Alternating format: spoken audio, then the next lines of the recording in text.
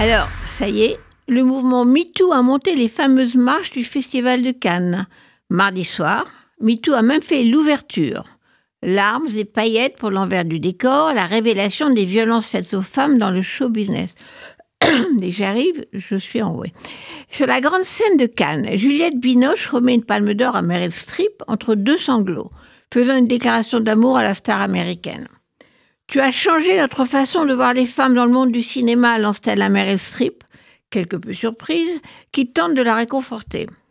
Juliette Binoche, même elle, monument du cinéma français, a raconté dans Libération la semaine dernière comment elle avait été maltraitée par les cinéastes masculins dès le début de sa carrière. Le Festival de Cannes n'est pas un mauvais endroit pour enfoncer le clou, si je peux dire. Cela a toujours été un terrain de chasse pour les prédateurs, metteurs en scène ou producteurs, profitant de l'occasion pour attirer de jeunes comédiennes dans leur suite des palaces.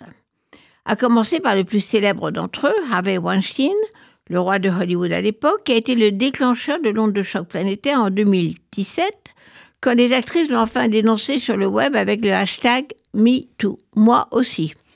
Alors, Camille Cottin, maîtresse de cérémonie pour ce 70e Festival de Cannes, ouvre la festivité avec une vraie fausse blague. Suite à l'adoption d'une loi MeToo, dit-elle, les rendez-vous professionnels nocturnes dans les chambres d'hôtel des messieurs tout-puissants ne font plus partie des us et coutumes du vortex cannois. Et l'on s'en félicite. Camille Cottin rebondit sur le manifeste publié la veille dans Le Monde, où 147 personnalités, avec leurs photos en pleine page, affirment « on persiste et on signe ». Elle s'inscrit dans la foulée de l'historique manifeste des 343 femmes, surnommées 343 salopes à l'époque, qui avaient osé avouer en 1971 qu'elles s'étaient fait avorter, quand l'avortement était illégal en France jusqu'en 1975, jusqu'à la loi Veil. Cette fois, ces 147, des actrices surtout, mais pas seulement, dénoncent l'impunité des agresseurs, le silence, et demandent une loi intégrale sur les violences faites aux femmes. Elles écrivent: depuis 7 ans, nous parlons pour nous et pour toutes les femmes, hommes et enfants, qui ne peuvent pas le faire, car malgré le courage des victimes, c'est l'impunité qui grandit. Il est inacceptable que le taux de classement sans suite des plaintes pour viol ait atteint le chiffre de 94% en 2020. Nos prises de parole, #MeToo, ont révélé une réalité plongée dans le déni. Les violences sexistes et sexuelles sont systémiques, pas exceptionnelles. Fin de citation.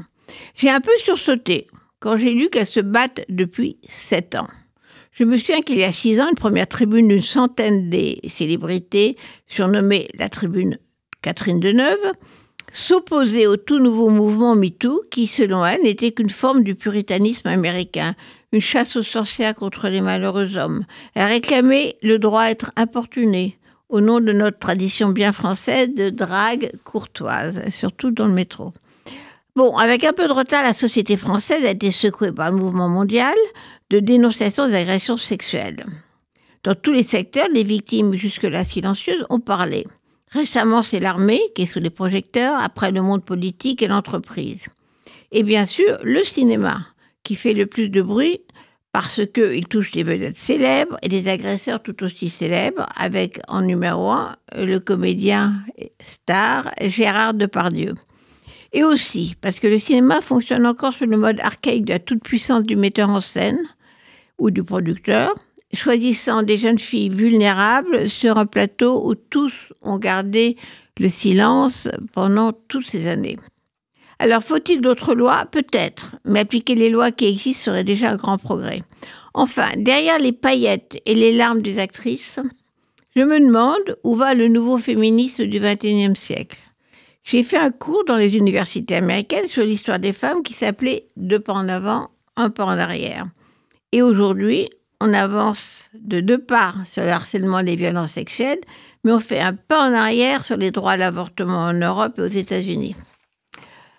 Et quand je vois aujourd'hui des organisations féministes gangrénées par un militantisme d'extrême gauche, garder le silence sur les viols d'Ukrainiennes par les soldats russes, ou les viols d'Israéliennes par les terroristes du Hamas, ou d'autres nouvelles féministes trouvaient normal de se voiler quand les Iraniennes héroïques risquent la prison et la torture pour refuser de porter ce voile imposé par la dictature islamiste. Alors je crains que les paillettes de MeToo n'empêchent pas de futurs grands pas en arrière.